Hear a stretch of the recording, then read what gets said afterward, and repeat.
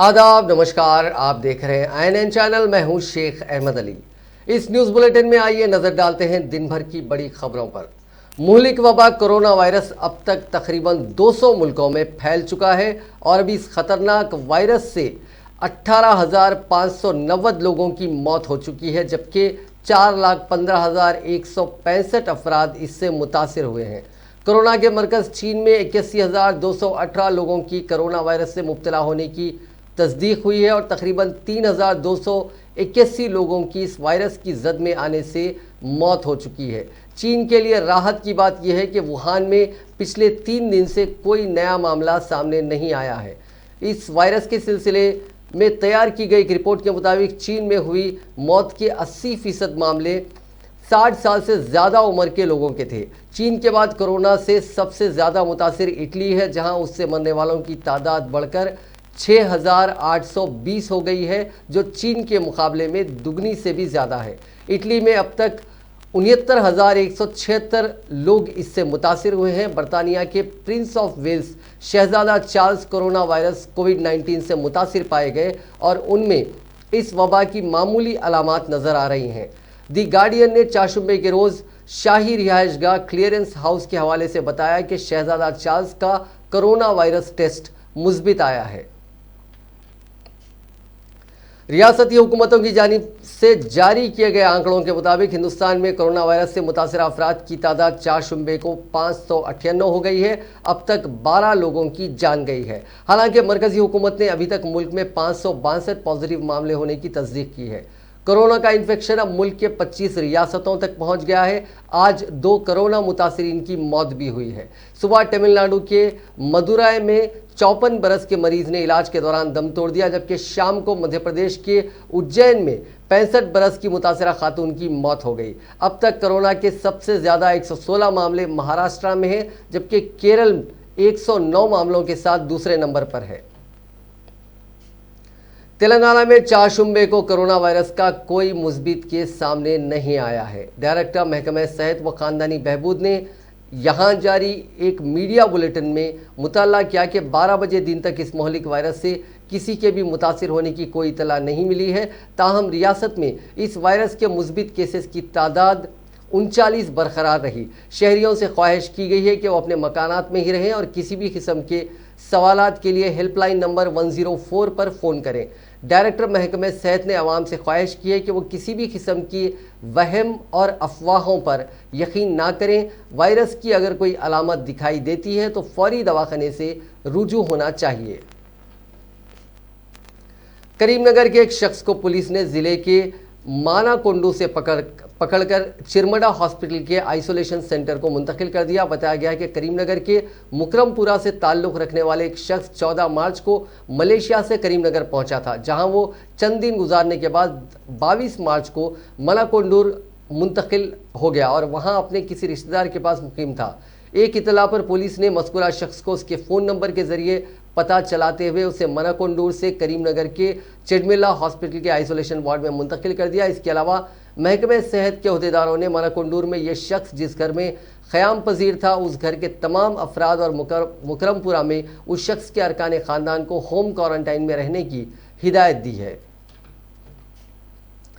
हुकूमत तेलंगाना ने आदा किया है कि 31 मार्च तक रोज़ाना शाम 7 बजे से सुबह 6 बजे तक कर्फ्यू नाफिज रहेगा और तमाम दुकानात और इदारों को रोज़ाना सुबह 6 बजे रोज़ाना शाम 6 बजे बंद कर दिया जाना चाहिए ताकि आवाम 7 बजे तक अपने मकानात पहुंच सके। चीफ सेक्रेटरी सोमेश कुमार ने यहां जारी करदा एक सर्कुलर मेमो में मजीद कहा कि अगर कोई 7 बजे शाम तक अपनी दुकानात और इदारे बंद नहीं करते तो उनके खिलाफ कानूनी कार्रवाई की जाएगी। हैदराबाद में आवाम को मशवरा दिया गया कि वो अपने मकानात से सिर्फ 3 किलोमीटर के हदूद में ही ज़रूरी अशिया ख़रीदने के लिए बाहर निकलें। दूसरे शहरों में शहर के साइज़ की मुनासिबत से हद नाफिज करने की हिदायत भी दी गई है। सर्कुलर मेमो में कहा गया है कि जिन अफराद को उनके मकानात में अलग थलग रखा गया है, यानी जो क्वारंटाइन किए गए हैं, उनकी तफसीलात मुतालिका ज़िला कलेक्टर के पास दस्तियाब रखी जाए और उन अफराद की सख्ती से निगरानी की जानी चाहिए। ग्रेटर हैदराबाद म्यूनसिपल कॉरपोरेशन, अजला रंगारेड्डी, मेडचल और हैदराबाद के कलेक्टरों को निगरानी के उमूर में अहम रोल अदा करना चाहिए, क्योंकि बैरूनी ममालिक से जो अफराद वापस हुए हैं उनमें से 75% अफराद का ताल्लुक उन अजला से ही है। चीफ सेक्रेटरी ने यह हिदायत भी दी कि जिन अफराद को उनके मकान में अलग थलग रखा गया है उनके पासपोर्ट्स हासिल कर लिए जाएं और अलग थलग रहने की मुद्दत ख़त्म होने के बाद उन्हें पासपोर्ट वापस किया जाए। चीफ सेक्रेटरी ने कहा कि अगर किसी शख्स को कोई इमरजेंसी है तो वो 100 नंबर पर फ़ोन कर सकते हैं। महकमे पुलिस से भी ख्वाहिश की गई है कि वो फ़ोन करने वाले के मसले की आजिलाना यकसोई को यकीनी बनाएं और इस किस्म की इमरजेंसी से निपटने के लिए मुलाजिमीन पुलिस को चौकस रहना चाहिए। चीफ सेक्रेटरी ने कहा कि इस बात को यकीनी बनाया जाए कि ज़रूरी अशिया की सरबराही के अमल में कोई रुकावट ना हो। यौमिया बुनियाद पर अशियाए ज़रूरिया की कीमतों पर निगरानी रखी जानी चाहिए। चीफ सेक्रेटरी ने कहा कि ज़रूरी अशिया को ज़्यादा कीमतों पर फ़रोख्त करने वालों के खिलाफ PD एक्ट नाफिज किया जाएगा। चीफ सेक्रेटरी सोमेश कुमार ने अपने सर्कुलर मेमो में मजीद कहा कि GOMS नंबर 45 में उन ज़रूरी अशिया की निशानदही की गई है जिन्हें गाड़ियों के ज़रिए मुंतकिल किया जाता है और ऐसी गाड़ियों को शाम के औकात में आने और जाने की इजाज़त दी जानी चाहिए। उन्होंने कहा कि दवाखानों, क्लिनिक्स और मेडिकल शॉप्स को खुला रखा जा सकता है। कलेक्टर्स, बल्दी कमिश्नर और ग्राम पंचायतों के सेक्रेटरीज को मशवरा दिया गया है कि वो अपने इलाकों में सफाई के इक़दामात को यकीनी बनाएं। लॉकडाउन की मुद्दत के दौरान खानगी सनतों को हिदायत दी गई है कि वो अपने मुलाजिमीन की तनख्वाहों में तखफीफ ना करें और उन्हें मुलाजिमत से अलहदा ना किया जाए। अगर ज़रूरी हो तो वो इस ताल्लुक़ से एक इजलास तलब करेंगे। चीफ सेक्रेटरी ने कलेक्टरों को हिदायत दी कि वो अपने अजला के तमाम दवाखानों का मायना करते हुए इस बात को यकीनी बनाएं कि ऑक्सीजन पाइपलाइन वगैरह मुनासिब अंदाज में काम कर रही है। ज़रूरी सरगर्मियों को जारी रखने की हिदायत भी दी गई है। दूर दराज के इलाकों में आबपाशी के जो काम किए जा रहे हैं वो जारी रखे जा सकते हैं। कौमी रोज़गार ज़मानत स्कीम के काम भी जारी रखने की हिदायत दी गई है। चीफ सेक्रेटरी ने कहा कि उन्हें मुताला किया गया है कि रियासत की सरहदों पर 3,500 गाड़ियाँ फंसी हुई हैं और इन गाड़ियों को रात के औकात में शहर में दाखिल होने की इजाज़त दी जाएगी। चीफ सेक्रेटरी ने इस ताल्लुक से DGP से मुनासिब अहकाम जारी करने की ख्वाहिश की। उन्होंने कहा कि मुख्तलिफ चेक पोस्ट पर जिन गाड़ियों को रोका गया है उन्हें आज रात से ही शहर में दाखिल होने की इजाज़त दी जाएगी और इन गाड़ियों को टोल टैक्स से एग्जेम्प्ट करार दिया जाएगा। चीफ सेक्रेटरी ने यह भी कहा कि हम एक जमहूरी रियासत में रहते हैं और डिसिप्लिन पर यकीन रखते हैं। ताहम मौजूदा लॉकडाउन का निज़ाम नाकाम हो जाता है तो ऐसी सूरत में 24 घंटे के कर्फ्यू की नौबत आ जाएगी। मरकजी हुकूमत ने कहा है कि लॉकडाउन के दौरान 21 दिनों तक अशियाए ज़रूरी की कोई किल्लत नहीं होगी, लिहाजा दहशतज़दा होकर सामान खरीदने की दौड़ से गुरेज करना चाहिए।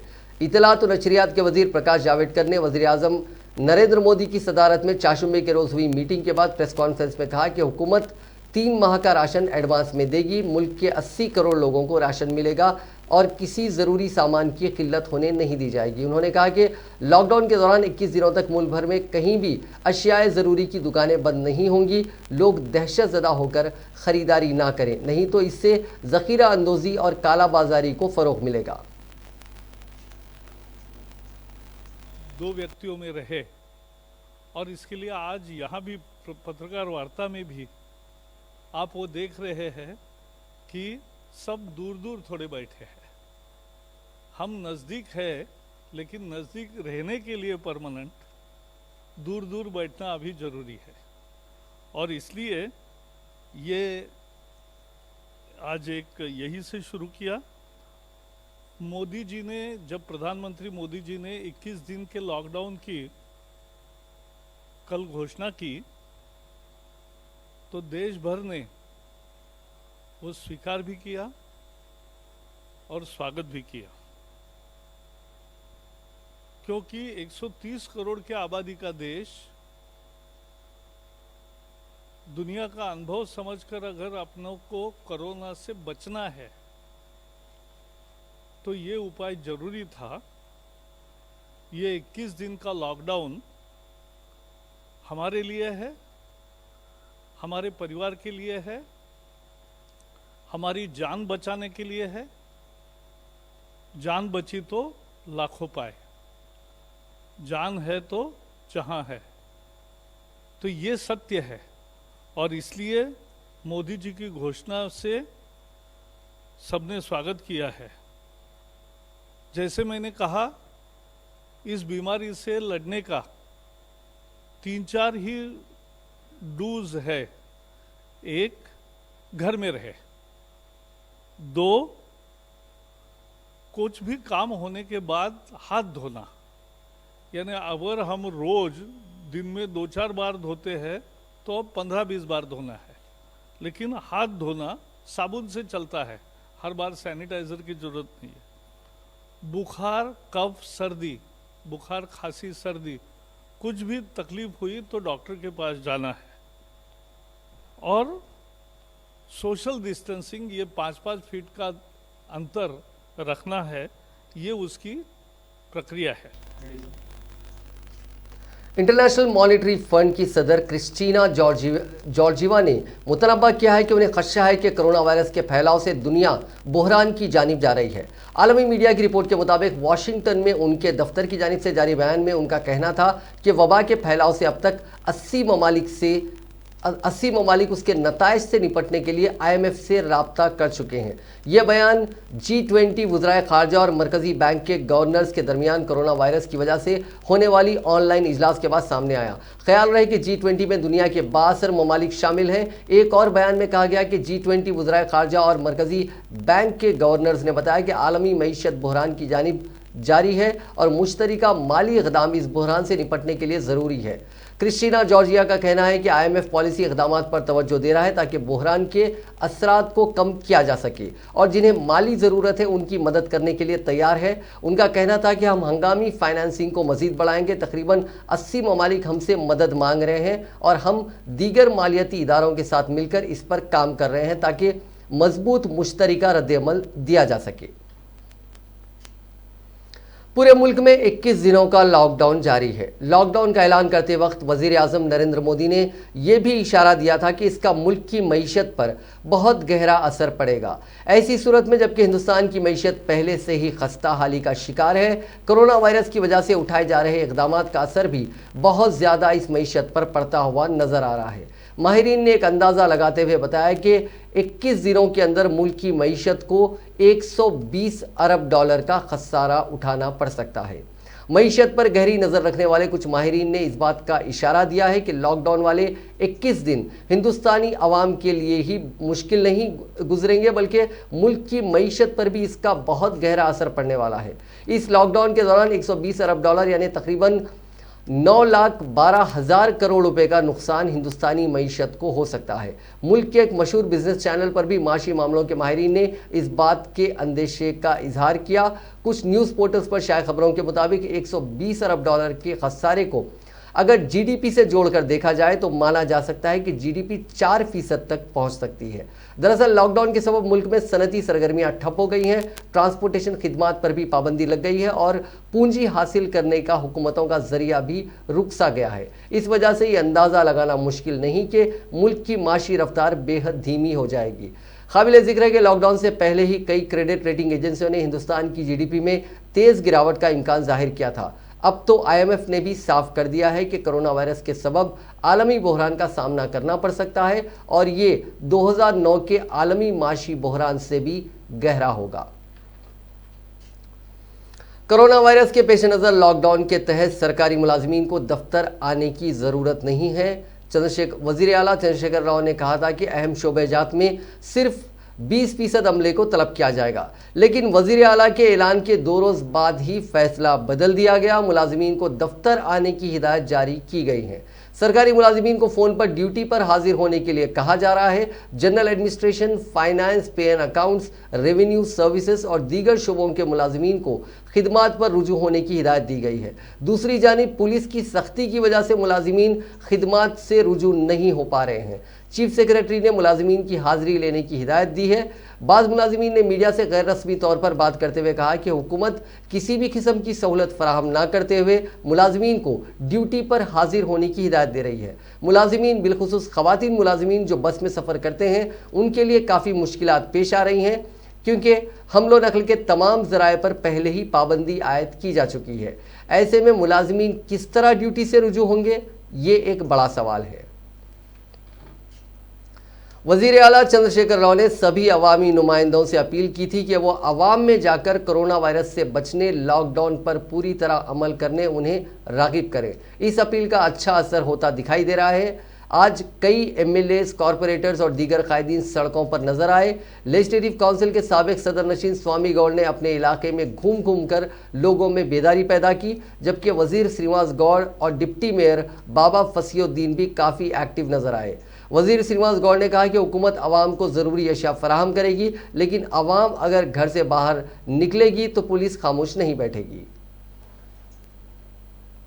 కాపాడుకోమని అయినా కూడా మనం నిర్లక్ష్యంగా తిరుగుతున్నాం. దయచేసి నాయకులు గాని మహిళలు గాని ఈ విషయాన్ని అర్థం చేసుకొని పిల్లలను బయట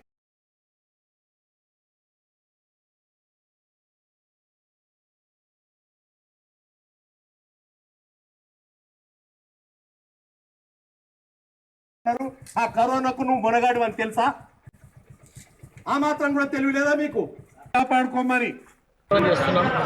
దయచేసి నిబంధనలు పాటించండి. మన జిల్లాకు దాదాపు 3000 మంది బాంబే, పూనా నుంచి వచ్చింది. ఇతర దేశాల నుంచి దాదాపు 300 మంది వచ్చింది. ఇంకా తెలియకుండా హైదరాబాద్ నుంచి ఎంతమంది వచ్చి ఇక్కడ ఉన్నారో తెలియదు. దుబాయ్ నుంచి వచ్చిన వాళ్ళు ఉన్నారు, బాంబే, పూనా నుంచి వచ్చినట్టు వాళ్ళు ఉన్నారు. ఇంకా 10 రోజులు అయితే తప్ప ఈ వ్యాధి ఎవరెవరికి సోకింది అనేది అర్థం కాదు. వ్యాధి సోకింది అంటే స్టార్ట్ అయిందంటే కంట్రోల్ చేయడం కూడా కాదు. ఇప్పుడే మనం జాగ్రత్తలు చేయాలి. ఎవరు ఇళ్ళకి బయటికి రావద్దు. దయచేసి కూరగాయలకి ఎవరు వచ్చినా ఉదయం వచ్చి గంట లోపల తీసుకుని వెళ్ళిపోవాలంతే. 10 గంటల తర్వాత ఒక్కరు కూడా కనపడదు. చెప్తున్నాం మన గురించే, మీ ఆరోగ్యం గురించే. వ్యాధి ప్రబలి చనిపోయిందంటే కుటుంబ సభ్యులు కూడా చూడడానికి రాని పరిస్థితి ఉంటుంది. తీసుకుపోయి పడేసేయాలి అంతే. ఇంత పూర్తి చేసి ఆ పరిస్థితి వస్తుంది. ఇతర దేశాల్లో పరిస్థితి 80 సంవత్సరాలు దాటిన వాళ్ళకి వస్తే కాల్ చేయడానికి ఒకరు చెప్తున్నారు. वजीर बल्दी नज़्म नस्क तारक रामाराव ने कहा है कि सरकारी दवाखानों में कल यानी जुमेरात से 5 रुपए के खाने की स्कीम शुरू करने का ऐलान किया। चीफ मिनिस्टर चंद्रशेखर राव की जानिब से गुज़िश्ता रोज़ बुज़रा, अरकान असम्बली और दीगर अवामी मुंतखबा नुमाइंदों को सड़कों पर घूमते हुए आवाम को बाहर ना निकलने की तरगीब देने से मुतालिक दी गई हिदायत के बाद आज सुबह KTR ने शहर के मुख्तलिफ इलाकों बशमूल मिनिस्टर क्वार्टर्स, गोल नाका और दीगर इलाकों का दौरा किया। उन्होंने एरागड्डा में वायरस के खात्मे के लिए GHMC की जानिब से किए जाने वाले अद्वियात के छिड़काव का भी मुशाहिदा किया। उन्होंने एरागड्डे में एक मेडिकल शॉप पहुंचकर शॉप में खरीदी करने वाले अफराद से बातचीत की और समाजी दूरी इख्तियार करने का मशवरा दिया। उन्होंने मकानात में दाखिल होने के फौरी बाद अपने हाथों को बेहतर तौर पर धोने की भी तलकीन की। वज़ीर मौसूफ ने कहा कि शहर भर में अद्वियात का छिड़काव किया जा रहा है, इससे शहरियों को डरने और घबराने की ज़रूरत नहीं है। वायरस को फैलने से रोकने के लिए इस तरह के इक़दाम किए जा रहे हैं। उन्होंने शहरियों बिलखुसूस नौजवानों को मोटर बाइक पर गैर ज़रूरी ना घूमने का भी मशवरा दिया। KTR ने गोलनाका के नाइट शेल्टर का भी मायना किया और साफ़ सफाई का खास ख्याल रखने का ज़िले कलेक्टर और GHMC के अहदेदारों को मशवरा दिया। क़ब्ल-अज़ीं GHMC के सदर दफ्तर में KTR ने अहदेदारों के साथ एक जायज़ा इजलास मुनक़्क़िद किया। उन्होंने अहदेदारों को हिदायत दी कि शहर के फुटपाथ और दीगर इलाकों से शहर में फंस जाने वाले अफराद के लिए नाइट शेल्टर्स कायम करते हुए वहाँ खाने का भी इंतज़ाम किया जाए। शहर हैदराबाद के इलाके पंजागुट्टा, एहसान नगर, बालानगर और दीगर मकामात पर वाक़ई हॉस्टल्स को इंतज़ामिया ने खाली कर दिया, जिसके बाद 500 से ज़ायद तलबा और तालबात ने मकामी पुलिस स्टेशनों पंजागुट्टा, राय दुर्गम, एहसान नगर और बालानगर के पास जमा होकर कुछ देर के लिए धरना दिया और उन्हें अपने आबाई मकाम मुंतकिल होने के लिए पासेस जारी करने का मुतालबा किया। बताया गया कि तेलंगाना लॉकडाउन के बाद शहर के मुख्तलिफ इलाकों में वाक़ई हॉस्टल्स के इंतज़ामिया ने हॉस्टल में मुकीम तलबा और तालबात को हॉस्टल खाली कर देने की हिदायत दी थी, जिस पर आज वो तमाम अपने सामान के साथ मुख्तलिफ पुलिस स्टेशनों के पास जमा हो गए और अपनी परेशानी से आला अहदेदारों को वाकिफ़ करवाया। तलबा के एहतजाज को देखते हुए DCP श्रीनिवास ने उन तमाम तलबा को अपने अपने आबाई मकामात को वापस लौटने के लिए पुलिस की जानिब से पासेस जारी किए। DCP श्रीनिवास ने मीडिया को बताया कि इन तमाम तलबा को पुलिस की जानिब से पासेस जारी किए गए हैं, उन्हें किसी भी चेक पोस्ट पर कोई रुकावट हायल नहीं होगी। इस सिलसिले में मुनासिब इक़दाम किए गए हैं। इसी दौरान एहसान नगर पुलिस स्टेशन के पास चंद तलबा को पुलिस ने हॉस्टल इंतज़ामिया का लेटर पेश करने की हिदायत दी, जिस पर वो हॉस्टल पहुँचकर इंतज़ामिया से मकतूब हासिल करते हुए आबाई वतन रवाना होने के लिए पुलिस से पास हासिल किए। आज शाम DGP ने वाज़े अहकाम जारी किए हैं कि हॉस्टल इंतज़ामिया तलबा को हॉस्टल खाली करने के लिए मजबूर नहीं कर सकता। इसके अलावा वज़ीर दाखिला मोहम्मद महमूद अली ने भी इस मामले का जायजा लिया और पुलिस को हिदायत दी कि वो फौरी इन तुलबा को पासेस जारी करें। इंडिविजुअल्स की ऑलमोस्ट 750 ఇండివిజువల్ పాసెస్ కూడా ఇష్యూ అయింది. మన ఆఫీస్లో 700 పైన అండర్ ప్రాసెస్ ఉంది. నెక్స్ట్ 1 hour లో ఇది కూడా కంప్లీట్ అవుతుంది. It is a long process, but round the clock 3 shift లో ఈ సెక్షన్ మన సిపి ఆఫీస్లో officers are working. Again for public convenience ఒక సెపరేట్ హెల్ప్ డెస్క్ మన సిటీ पुलिस लो राउंड द क्लॉक इस वर्क। फार्मर्स कोऑर्डिनेशन कमेटी के chairman व रुकने काउंसिल पल्ले राजेश्वर रेड्डी ने समिति के अरकान को एक मकतूब जारी करते हुए कहा कि कोरोना वायरस के पेश नज़र हुकूमत ने तमाम एग्रीकल्चरल मार्केट्स को बंद कर दिया है। धान की खरीदी हर गांव में IKP सेंटर के जरिए होगी। इसके अलावा PSCS सेंटर के जरिए भी धान खरीदने के लिए इक़दाम किए जा रहे हैं। उन्होंने समिति के अरकान से ख्वाहिश की कि वो हर गांव में IKP और PSCS सेंटर्स पर मौजूद रहते हुए किसानों की धान की खरीदी को यकीनी बनाएं। उन्होंने कहा कि इस सिलसिले में किसानों में तमाम इत्तलात फराहम करें। तेलंगाना हज कमेटी के सदर नशीन मोहम्मद मसीउल्लाह खान ने आज प्रेस कॉन्फ्रेंस से मुखातिब करते हुए बाज़ गोशों की जानिब से सोशल मीडिया पर गलत अफवाहें फैलाने की सख्त मजम्मत की कि इस साल हज 2020 मनसूख कर दिया जाएगा। उन्होंने आज़मीन हज से ख्वाहिश की है कि वो अपनी हज की दूसरी किस्त की रकम 31 मार्च तक अदा कर दें। उन्होंने आज़मीन हज से कहा कि उनकी जमा करदा रकम महफूज है। आज़मीन हज को किसी किस्म की फ़िक्र करने की कोई ज़रूरत नहीं है। खुदा न खास्ता अगर हालात मामूल पर नहीं आते हैं उनकी जमा करदा रकम वापस कर दी जाएगी।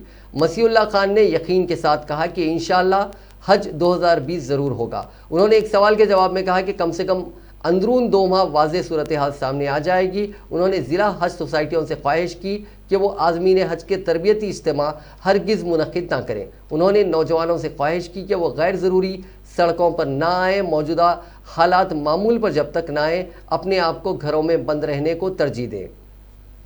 करता हूँ जो भी ऐसे अफवाहें फैला रहे हैं, पहले उस चीज़ को सही तरीके से आप मालूम कर लीजिए।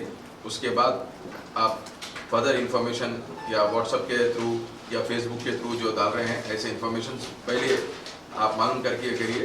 नहीं तो हम तेलंगाना स्टेट हज कमेटी की जानिब से तेलंगाना स्टेट के तरफ से ऐसे लोगों के ऊपर एक FIR करेंगे जो कि ऐसे गलत अफवाहें फैला रहे हैं।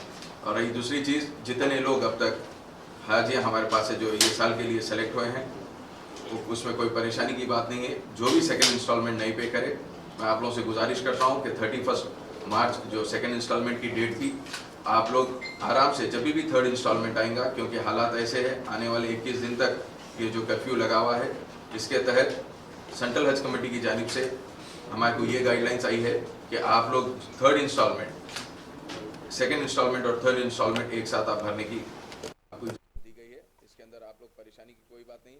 अगर 100 बार खुदा ना खास्ता अगर ऐसी चीज़ हुई, अगर आपका हज अगर इस साल का अगर कैंसिल हो रहा है और जो हालात अब जो चल रहे हैं खासकर खुसूसी हैदराबाद की हद तक और तेलंगाना स्टेट की हद तक, जितने भी लोग जो बच्चे बाहर फिर रहे हैं, मैं उन से गुजारिश करता हूँ कि ऐसी चीज़ों में मत जाइए। तेलंगाना के करीमनगर शहर में तरकारी खरीदने के लिए आने वाले एक शख्स की दिल का दौरा पड़ने से मौत हो गई और सड़क पर ही वो ढेर हो गया। लेकिन अफसोस की बात यह है कि कोरोना वायरस के खौफ से कोई भी फर्द नाश के पास जाकर उसका अता पता मालूम करने की कोशिश नहीं की। मकामी अफराद ने शुबा जाहिर किया कि मोजी मर्ज कोरोना के नतीजे में शायद उनकी मौत हुई है और अगर उसके पास जाएंगे तो वो भी उस मर्ज से मुतासिर हो जाएंगे। काफ़ी देर तक वेंकटेश नामी शख्स की नाश बाजार के सड़क पर पड़ी रही और पुलिस ने महकमे सेहत और बल्दिया के अमले के ताउन से नाश को हॉस्पिटल के मुर्दा खाने को मुंतकिल किया और उसकी शिनाख्त की गई। बताया गया कि करीमनगर के भगत नगर से ताल्लुक़ रखने वाला के वेंकटेश आज तरकारी खरीदने के लिए कश्मीर गड्ढा के रैतू बाज़ार आया था, जहां उसे अचानक हार्ट अटैक आ गया और रैतू बाज़ार के सामने की सड़क पर ही तड़पते तड़पते उसकी मौत हो गई। लेकिन उसके पास जाने की कोई हिम्मत किसी ने नहीं की, जबकि बाज़ार में तरकारी खरीदने के लिए काफ़ी अफराद जमा थे। मालूम हुआ है कि वेंकटेश साइज स्टील एजेंसी का मुलाजिम था। पुलिस ने उसके रिश्तेदारों को उसकी मौत की इत्तला दी। ताइवान के बाद साउथ कोरिया ने जिस तरह कोरोना वायरस से लड़ाई लड़ी उसे आज पूरी दुनिया में मॉडल माना जा रहा है। आज साउथ कोरिया कोरोना से मुतासरा मुल्कों की लिस्ट में 8वें पायदान पर है। अब तक यहां इन्फेक्शन के 9,037 मामले मिले हैं। 3,500 से ज़्यादा लोग ठीक हो चुके हैं। सिर्फ 129 लोगों की मौत हुई है, जबकि 59 मरीज तशवीशनाक हालत में हैं। लेकिन पहले हालात ऐसे नहीं थे। 8 से 9 मार्च को 8,000 मामले सामने आए थे, लेकिन बीते 2 दिनों में यहां सिर्फ 12 नए मामले सामने आए हैं। चौंकाने वाली बात यह है कि पहला मामला मिलने से आज तक यहां ना लॉकडाउन हुआ और ना ही बाजार बंद हुए। साउथ कोरिया के वज़ीर ख़ारजा कॉन्ग यूंग बताते हैं कि जल्द टेस्ट और बेहतर इलाज की वजह से हुए और इसलिए मौतें भी कम हुई। वहाँ 600 से ज़्यादा टेस्टिंग सेंटर खोले गए, 50 से ज़्यादा ड्राइविंग स्टेशनों पर स्क्रीनिंग की गई, रिमोट टेम्परेचर स्कैनर और गले की खराबी की जांच की गई, जिसमें महज 10 मिनट लगे। 1 घंटे के अंदर रिपोर्ट्स मिले इसका इंतज़ाम किया गया। वहाँ हर जगह पब्लिक टेलीफोन बूथ को माफ़ कीजिएगा, वहाँ हर जगह पब्लिक टेलीफोन बूथ को टेस्टिंग सेंटर में तब्दील किया गया। साउथ कोरिया में इन्फेक्शन जांचने के लिए हुकूमत ने बड़ी इमारतों, होटलों, पार्किंग और पब्लिक प्लेसेस पर थर्मल इमेजिंग कैमरे लगाए, जिससे बुखार से मुतासरा अफराद की फौरी पहचान की गई। रेस्टोरेंट्स में भी बुखार जांचने के बाद ही ग्राहकों को दाखिला दिया गया, इसका इंतज़ाम किया गया। साउथ कोरिया के एक्सपर्ट्स ने लोगों को इन्फेक्शन से बचाने के लिए हाथों के इस्तेमाल का तरीका भी सिखाया। इसमें अगर कोई शख्स दाएं हाथ से काम करता है तो उसे मोबाइल चलाने, दरवाजे का हैंडल पकड़ने और हर छोटे बड़े काम में बाएं हाथ का इस्तेमाल करने की सलाह दी गई। इसी तरह बाएं हाथ से ज़्यादातर काम करने वालों को दाएं हाथ के इस्तेमाल के लिए कहा गया। ऐसा इसलिए किया गया क्योंकि कोई शख्स जिस हाथ का ज़्यादा इस्तेमाल रोज़मर्रा के कामों के लिए करता है, वही हाथ सबसे पहले चेहरे पर भी ले जाता है। ये तकनीक बेहद कारगर रही और इसी के चलते सोशल मीडिया और व्हाट्सएप पर तेज़ी से वायरल भी हुई। जनवरी में पहला केस सामने आने के बाद सबसे पहले दवा कंपनियों के साथ मिलकर टेस्टिंग किट का प्रोडक्शन बढ़ाया। 2 हफ्तों में जब इन्फेक्शन के मामले बढ़े तो तेज़ी से हर जगह टेस्टिंग किट को मुहैया कराने का इंतज़ाम किया गया। आज साउथ कोरिया में रोज़ाना 1 लाख टेस्टिंग किट्स बन रही हैं। अब 17 मुल्कों में इनका एक्सपोर्ट भी होना शुरू होने जा रहा है। कोरोना इन्फेक्शन के मामले मिलने के बाद भी साउथ कोरिया ने एक दिन के लिए भी बाजार बंद नहीं किया। मॉल, स्टोर, छोटी बड़ी दुकानें मामूल के मुताबिक खुलती रहीं। लोगों के बाहर निकलने और दूसरे कामों पर भी कोई रोक नहीं लगाई गई। इस कामयाबी की सबसे अहम वजह यह रही कि वहाँ के लोगों ने हुकूमत की बात सुनी और सभी अहकाम माने। अगर हम भी अपनी हुकूमत के सभी अहकाम माने और अगले 20 रोज़ तक अपने घरों में बंद रहें तो कोरोना वायरस को हरा सकते हैं। आप ये समझ लीजिए कि हुकूमत आपको तकलीफ़ देना नहीं चाहती है, वो सिर्फ आपको सेहतमंद और ज़िंदा देखना चाहती है।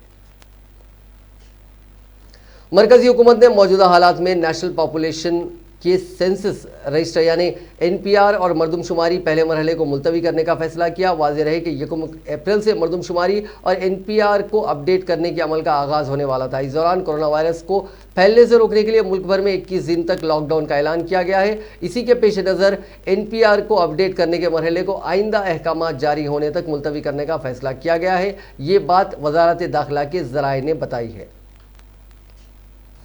कोरोना वायरस इन्फेक्शन की रोकथाम के लिए हिंदुस्तान के डॉक्टर्स और साइंसदान अपनी पूरी कोशिशें कर रहे हैं और इस दरमियान हिंदुस्तान को एक बड़ी कामयाबी हाथ लगी है। मुल्क में सिर्फ 1.5 महीने के अंदर कोविड-19 की जांच के लिए made in India test kit तैयार हो गया है। पुणे की एक बायोटेक्नोलॉजी कंपनी चारशुंबे की सुबह तक अपनी मशीनों से टेस्ट तैयार करने लगेगी। डॉक्टर हंसमुख रावल की क़यादत में टॉप बायोटिक टेक्नोलॉजिस्ट की एक कोर टीम ने 1.5 महीने के अंदर इस किट को तैयार किया और Indian council of medical research ICSR से पीर को इसे मंजूरी भी मिल गई है। हिंदुस्तान में तैयार इस मशीन की कीमत करीब 450 रुपये है और ये रिजल्ट सिर्फ 2.5 घंटे में दे देती है, जबकि आमतौर पर कोविड-19 इन्फेक्शन की जांच के नतीजे आने में 6 से 8 घंटों का वक्त लगता है। डॉक्टर रावल ने एक न्यूज़ एजेंसी से कहा कि हमने मॉलिक्यूलर डायग्नोस्टिक टेक्नोलॉजी का इस्तेमाल किया और नतीजा काफ़ी अच्छा रहा। हमने WHO के जदीद पैरामीटर्स पर अमल किया। हिंदुस्तान में कोविड-19 टेस्टिंग किट को तैयार करने के मंसूबे पर रावल ने कहा कि जैसे ही चीन में वबा का खैर बढ़ा, पुणे के उनकी लैब ने साइंसदानों को इसको बनाने में मसरूफ हो गए। डॉक्टर रावल ने मजीद कहा कि biotechnologist doctor Gautam Wankhede, doctor Shifali और कई दीगर अहम साइंसदानों के साथ जनवरी में हमने अपनी कोर टीम की एक मीटिंग की। हमारी टीम को पैथोजन का पता लगाने और वायरल लोड मॉनिटरिंग के लिए डायग्नोस्टिक किट तैयार करने का तजुर्बा था, इसलिए हमारे पास महारत थी और रिसर्च एंड डेवलपमेंट का काम तेजी से शुरू हुआ। आंध्र प्रदेश के काकीनाडा में वाक़े JJH हॉस्पिटल में कोरोना वायरस से मुतासरा मरीजों से सेहतमंद अफराद को मुतासिर होने से रोकने के लिए असरी टेक्नोलॉजी से इस्तेफादे का फैसला किया गया है, जिसके तहत हॉस्पिटल में 1 करोड़ 30 लाख की लागत से नेगेटिव प्रेशर आइसोलेशन वार्ड्स कायम किए जा रहे हैं, जिसमें कोरोना वायरस के मरीज की जानिब से ली जाने वाली और छोड़ी जाने वाली सांस से हवा में रहने वाले वायरस खत्म हो जाएंगे। तजुर्बाती तौर पर JJH हॉस्पिटल में इस तरह के 8 असरी वार्ड्स कायम किए जा रहे हैं। बताया गया कि हॉस्पिटल के डॉक्टरों ने यह फैसला उस वक्त किया जब इस हॉस्पिटल में शरीक कोरोना वायरस के एक मरीज का इलाज करने वाले नौजवान डॉक्टर में कोरोना वायरस की अलामत पाई गई, जो फिल वक्त अपने मकान में होम क्वारंटाइन में है। ताहम इस डॉक्टर की रिपोर्ट कोरोना मनफी बरामद हुई। JJH हॉस्पिटल के सुपरिंटेंडेंट डॉक्टर रघुवेंद्रा ने मीडिया से बात करते हुए कहा कि कोरोना वायरस के मरीज जब सांस लेते हैं और सांस छोड़ते हैं तो आइसोलेशन वार्ड में ये वायरस हवा में पाए जाते हैं। इस वार्ड में डॉक्टर या कोई दूसरा शख्स सांस लेता है तो सांस के जरिए ये वायरस उसके जिस्म में दाखिल होते हैं। उन्होंने कहा कि मरीज की जानिब से छोड़ी जाने वाली सांस को बाहर निकलने ना देने के लिए नेगेटिव प्रेशर आइसोलाइजेशन वार्ड तैयार किए जा रहे हैं।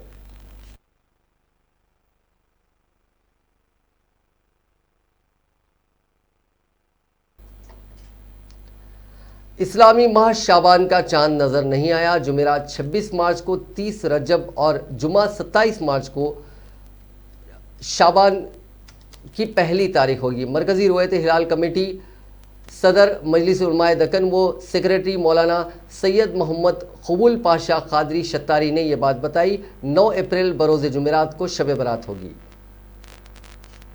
नाजरीन, इस न्यूज़ बुलेटिन में बस इतना ही। देखते रहिए INN चैनल।